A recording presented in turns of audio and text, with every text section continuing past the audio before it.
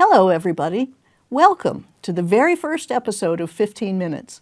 I'm Marcia Martin, and I'm your host for this short bi-weekly program about living and getting along in Longmont. We'll have a lot to say about our municipal government, how it works, and how it impacts our lives. Every episode of 15 Minutes features a guest who lives or works in Longmont. I choose my guests to highlight different ways to live in our city and to make a unique contribution to life in Longmont. They won't always be someone you know, but I hope you enjoy meeting each one. Today's guest is Matthew Popkin. Matthew moved to Longmont almost 1 year ago, coming to us from Washington, D.C. Hello, Matthew Popkin, and welcome to 15 Minutes. Thanks, Marcia. It's a pleasure to be here. Why don't you start by telling everybody a little bit about who you are and what brought you to Longmont? I'd be happy to. And I'm a little bit amused to be even sitting here because I moved here just under a year ago, and I guess you go to a brewery, you go to the farmer's market, and then you do a media interview with your local councilwoman, and that's usually what that's new how it residents is. do. Yeah, we welcome people as much as we can that way. It's a fantastic program, really. Pleased to be here. So, I grew up in Maryland, went to college in Maryland, and I was working in Washington, D.C. up until last year, and my fiance and I wanted a change of pace, and I didn't have to change jobs because my company is based in Boulder, and so we just loaded up the car, moved out, and settled in Southmore Park. Southmore Park, Matthew is practically my neighbor. I want everybody to know that. I can throw a rock and hit his house, although I have to do a really good wind-up. Yeah, tell us about your job, because it's a really fascinating one. I have always had an interest in working with cities and working on kind of clean energy and the energy transition and how cities can be designed to be more sustainable. And so I work for Rocky Mountain Institute, or RMI, on our urban transformation team. But generally, I was mostly intrigued when I moved here to think about, finally I have a city that I can call my home again. And what does that mean when you actually live there? What kind of changes are going to happen over the next 5, 10, 20 years? And how do the decisions we make today shape that? And so even at work, those are the kinds of questions we are asking as a team, as a program that's helping cities across the country figure out this transition that has to happen to be more sustainable and to think about how we get around, how we live, and where we live. It really makes me happy to hear you say Longmont is a city that I can call home. I like to think of that as my mission, that Longmont needs to be a city that is home to everyone who lives here. And we really want everyone who works here to be able to live here. Honestly, I was surprised to feel that way so quickly. This is the biggest move of my life that I've ever made. And so it was a little nerve-wracking leaving behind a city and an area and a region that I knew so well and frankly loved. I didn't leave D.C. or Maryland because I didn't like it there. It was a great place, and there was also a lot of great things about Longmont and about the region, the Front Range overall, right? We don't have mountains in the same way in Washington, D.C. The Appalachians are great, but the Rockies are a different sense of scale and opportunity. That's right. And it was just a pleasure to kind of shift over. My dog loves the outdoors. My fiance and I are both major trail runners. So it's just been a lot of fun to readjust our life, get to know the community, and get to kind of set up our roots here.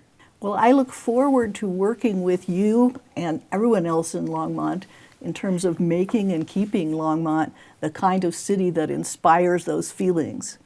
It's very interesting to me. I met Matthew when he asked a really, really good question at a coffee with council. I knew immediately that I was going to have to collar him after the session and get to know him. And that's what we did, and so far it's been a good collaboration. I'd like you to tell everybody a little bit about what you've done so far to engage with the city. One of the funny thing about that coffee with council that you mentioned, it's the only one I've been to. It was the only one that I had thought to start to attend. I was trying to think about how do I learn more about what's happening in the place that we live. We've already explored some breweries, we checked out some restaurants, gone on different trails, and how do I get a feel for kind of what's happening at the community level, for future plans, for future developments. And so what really struck me in that meeting was one, I was the only resident from District 2 there, and so because that stood out, we happened to have a nice conversation there, so that was fortuitous. if I may say so. But what really stood out was a lot of the challenges and questions that other people were raising, which was most of the reason why I went there. I didn't have any agenda. I wanted to just hear, like, what are the topics of conversation, right? I learned a lot about the railroad issues. I learned a lot about housing and future development plans and transportation and parking issues. And what really struck me there was a lot of people wanted space, but also wanted the convenience of being close together, which is something you really value in a community and something I certainly do. And so when I think about it, what I think we all need to appreciate a little bit more, and this is highly relevant for where Longmont is going, is that density is actually an asset. Even in a part of the country where land is prevalent and there's a lot of space and open space, density actually reduces the need for driving everywhere. It encourages people to walk to restaurants. It helps small businesses. And what struck me is some of the major plans, if you're going west to east in Longmont, the Boulder County Fairgrounds are going through a revamp right now. The whole STEAM project that is perpendicular to Main Street that's proposed will fundamentally transform downtown Longmont in a really exciting way. And then farther east on the Sugar Mill District, I mean, that is a historic site in Longmont that has a lot of transformative potential, and I've seen that in other cities across the country. If you take those three projects in aggregate, there's going to be a whole new horizon in Longmont, and that can be really, really exciting if it's done well. And that's part of the key right now, and I think why I got both excited and interested. I wanted to learn, like, what are the discussions happening around planning and development issues, which aren't necessarily the most exciting, but they actually have such a transformative potential, and the city of Longmont will look completely different in 10 years. I think so, and changed for the better. And I want everybody to know, if I'm breaking the fourth wall here, but I did not set up that speech with Matthew. He came to that conclusion all by himself. I think it's really important for everybody to understand that the steps we're doing now, the transition that Longmont is making from a suburb to an urb, are going to solve a bunch of problems. They're not going to create a bunch of problems, which is what everybody tends to assume, worst case thinking. But the best case is that urban density for Longmont is going to mean that we have a whole lot more cool places, and we have fewer cars on the road, at least most of the time, especially if fewer people commute and more people live here and work here. I think what's important to note on this, because density can be a controversial topic for people, density looks different in every place, right? And so a small city like Longmont will have a very different density or build than what Denver has or what New York City has. Those are going to be entirely different, just as a small city in West Texas will look different from Houston. And so we get a chance to define what that looks like right now. And I think that's what's particularly encouraging, is that Longmont has such a publicly available process out, and Boulder County, I know, is running the fairgrounds process, but all three of those projects are very publicly run right now, and there's an opportunity for input because we do get to shape kind of the direction that goes. And we do need to recognize that that's an asset and a really nice value add to the community. I'll give you an anecdote. Like I used to work, before I was at RMI, I used to work for a very small consulting firm, and all of our clients were small cities and towns. And many of them were in Appalachia, rural, Rust Belt areas of the country. And they're asking similar questions of like, hey, we used to be defined by our steel manufacturing, or we used to be defined by coal. What do we look like going forward? And a lot of cities have sugar mill type districts, and they're trying to reinvent what that looks like. Longmont, I think, is farther ahead there in that Longmont doesn't have an industry that's closing out and something restarting in the same way. But cities are still asking those same questions, and it's going to look very different in Huntington, West Virginia than it is in Lansing, Michigan, than it is in Longmont, Colorado. In some ways, we do have that. What Longmont thought of it before, Longmont has been through two transitions really fast now. We're entering the second. But the first one was a farm community, and a lot of people still hold a lot of nostalgia for that, but there is no going back. And then Longmont became a suburb, and its economic engine was real estate development because it was inexpensive compared to Boulder, where all the jobs were. And whenever somebody doesn't like something about Longmont, you will hear them say, oh, you're just doing it for the developers. That hasn't been true for a long time because our land is essentially used up. The public voted to surround the city with an open space buffer, and that circle is almost complete. So it isn't the developers, guys, but we're defining what our new economy, our new architecture, our new walkability, our transit model is going to be, and we've got all the experience of all those other cities to get it right. What's really interesting about that, and I appreciate you sharing that, Marcia, because what's interesting and what I really want to highlight is that this is the time to get it right. There are going to be some major projects happening, and to do that right means we think about the walkability and the transit connectivity. We think about, what's the reliance that people have on commuting versus staying or using public transit versus driving, and what's the sustainability of this whole system, right? How easy is it to get around, but also how are we building, and how do we want people to interact with the community? I'm coming at it just as a fresh resident in the last year, but Boulder and Longmont are almost the same size in population at this point. And I think Longmont has a lot more potential to grow and likelihood of growing faster than Boulder for a variety of reasons. But then how we build, how we design our communities, and especially the new construction areas, is going to really reshape the opportunities there. And if we do it poorly, or we try to not think about the interconnectivity of those systems, we're going to have to reinvest in that 10 years from now, and everyone's going to be disappointed. And so it's really important to get that right. And I think the direction the city is headed right now, from at least the public engagement that I've joined so far, seems really exciting and encouraging. Public engagement as part of the city management process was something that I had honestly never encountered in another town before, and I've lived in quite a lot of places. I was working in the private sector as an engineer, so maybe I just didn't notice. And they were really doing it. But this is the first place that it's ever been part of my life, and I'm delighted to see how engaged the public is. Even when the public is, butting heads a little bit, they still all really are working at the process with a will. And I think that's really important. Otherwise, you're selling somebody something and they don't know what they get until they open the package. I mean, if I'm looking through those developments that we talked about before, the fairground revamp is going to be redefining where people gather and where people sell things for vendors and markets, right? That was one of the early things that I really gravitated towards, was the farmers market and the Boulder County Farmers Market. And it made the community feel a lot smaller, a lot quicker. Where people gather and how people sell things. Then you get to that STEAM project, and it's where people live and where people shop.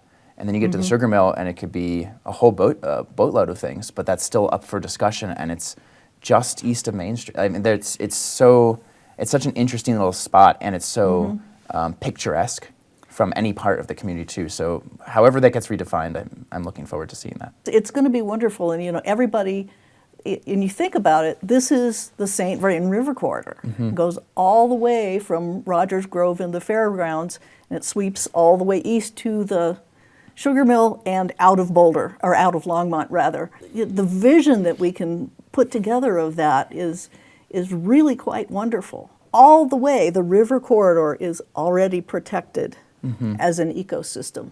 Even in the narrowest places where the buildings come up closest, we have really a pretty unprecedented riparian protected area, and we are not compromising on that. Some of the leading cities these days are really trying to do, it's how do we embrace the natural assets that we have and work with that and build around it in creative and sustainable ways.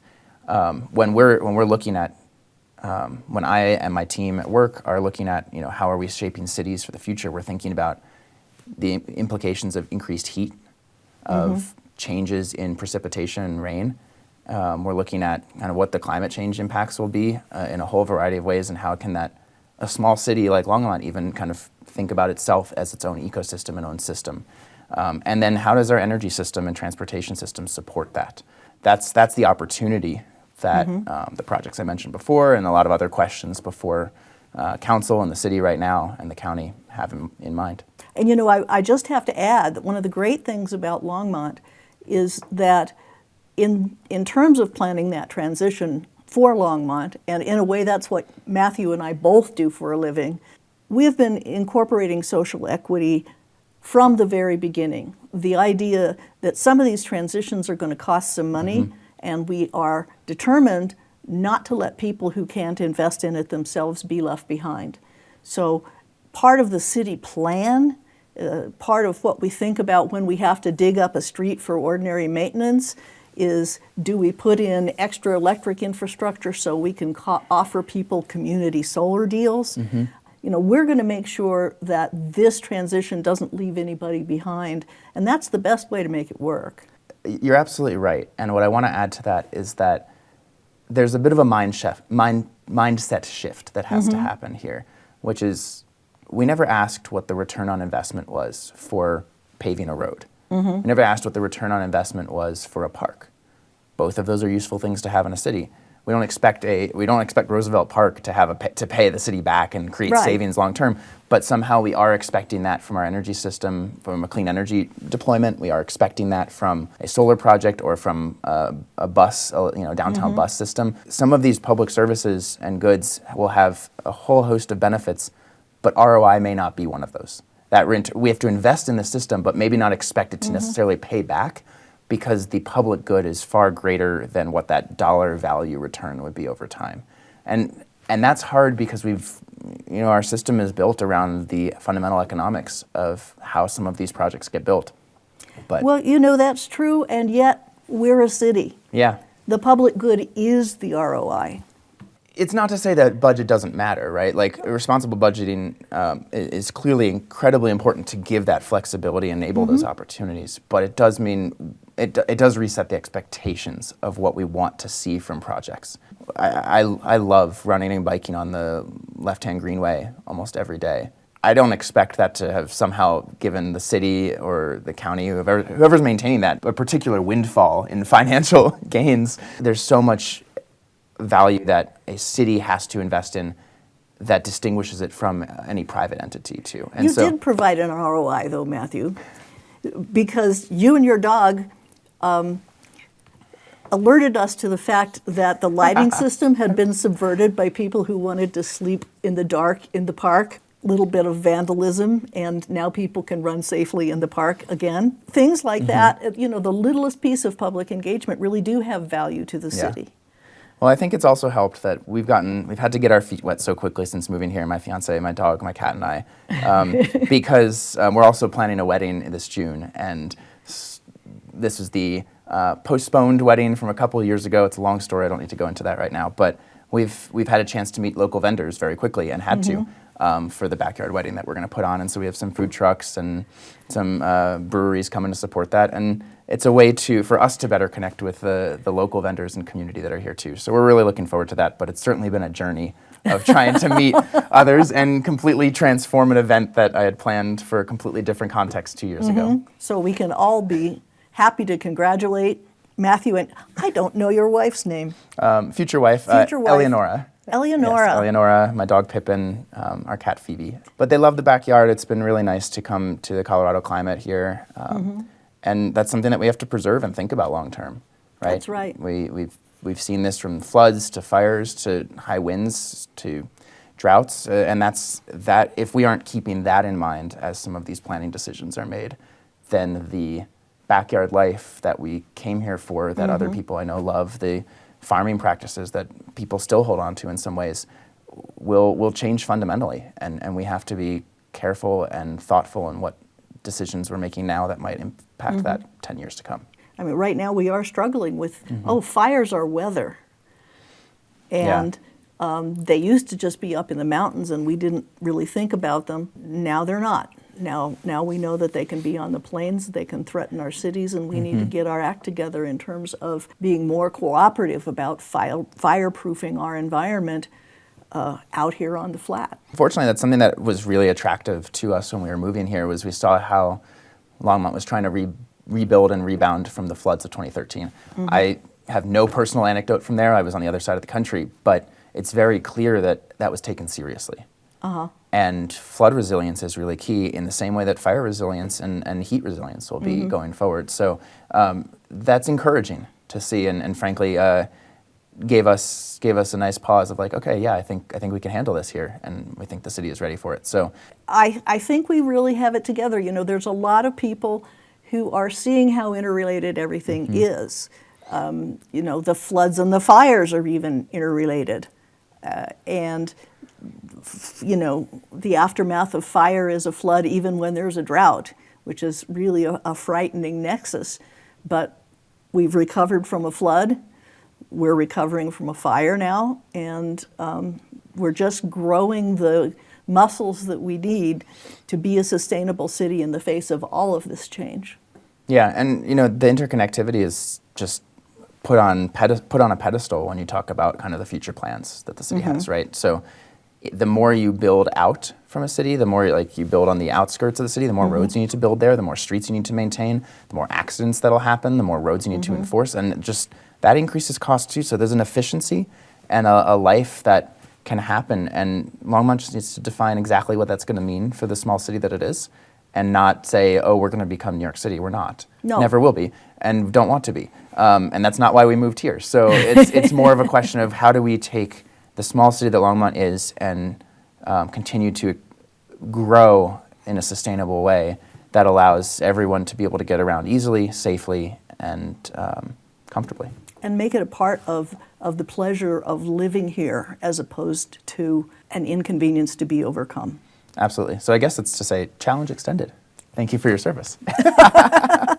You're welcome. Matthew, thank you so much. This has been a great talk, and I hope everybody is encouraged and excited and will engage in living in Longmont the way Matthew has in less than a year. Thanks, Marcia. Pleasure to be here. You're welcome.